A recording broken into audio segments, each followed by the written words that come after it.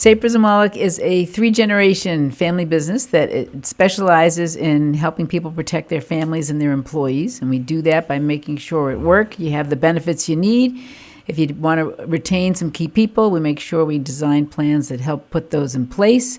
We make sure that people can afford to retire by ensuring that the plans are well structured and that people are educated on why it's important to save. And then on the personal level, we help people who haven't maybe done enough at work take care of their families through wealth management and through personal insurance needs and estate planning. And our newest initiative is in the charitable strategies area, where we help people give money away more intelligently and help nonprofits come up with better ways to raise money and maybe invest some of it. We take a very holistic approach to our clients. We think that over the years we've grown our lines of services to actually accommodate the things that our clients were looking for. For years, people used to say, Sapers, you protected everything I own. What do I do with the rest of my money? And frankly, we didn't have a lot of great places to tell them to go invest. So we eventually ended up bringing someone aboard to run our own wealth management department. So we knew at least that people were getting a good shot at diversification and potential earnings. Beyond that, it's really been about making sure that we can adapt to the changing times. You know, technology is important. You've got to make sure that you have ways for people to access what they have online. You want to make sure people can enroll in their benefits online, so it's easy for them. And phones today are as important as anything. We have some clients in the corporate world where many of their employees don't even own a computer, but they do everything on their phone. So you got to make sure if you're going to... That's millennials And people that blue collar, some white collar folks. Right. Yeah. So if you can have it so that they can access stuff on their phone, they have a much better chance of checking in, using it, seeing it, and appreciating it.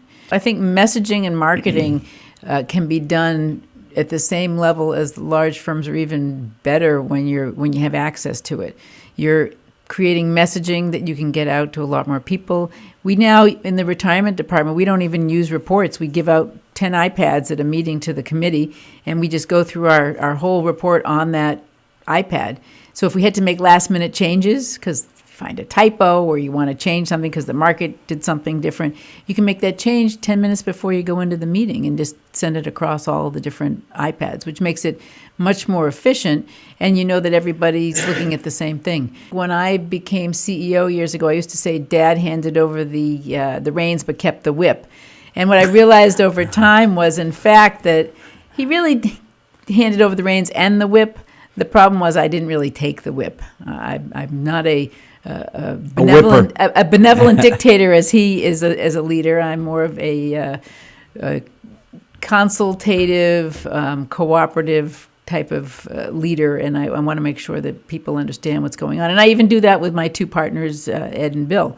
Over time, they need to know why I'm doing what I'm doing, or at least I feel I have less friction or resistance if I educate them on my thought process before just slamming it down their throats. We've had to turn over the entire staff, who initially was built to support my father, to one that supports me and where we want to move things. I want people that can stand on their own. Dad was a guru. He was an icon in our industry, and he didn't need a whole lot more than what came out of his brain and his mouth. He really set up a team to support all the stuff that he did. I think I'm intelligent, but I think I bring other skills to the table. And what I want to support myself with is a bunch of thought leaders and people that come up with running their own little profit centers within our institution, where they're bringing the thought leadership forward in their areas, because we've grown.